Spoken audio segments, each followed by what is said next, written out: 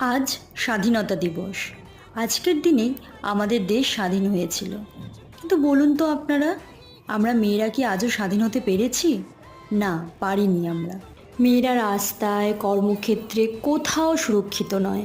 আরজি করে ডক্টর মৌমিতা দেবনাথকে তার কর্মস্থলে নৃশংসভাবে ধর্ষণ করে হত্যা করা হয়েছে।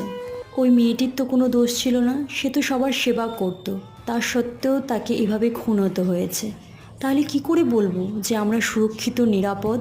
14ই আগস্ট রাতে সেই মেয়েটির বিচারের জন্য আমরা সবাই রাস্তায় বেরিয়েছিলাম। জানি না সরকার, পুলিশ প্রশাসন সেই মেয়েটিকে বিচার দিতে পারবে কি না, কিন্তু আমরা প্রত্যেকটা মেয়ে বেরিয়েছিলাম তার আত্মার শান্তির জন্য। জানি না কতটা পারবো, তাও চেষ্টা করেছি।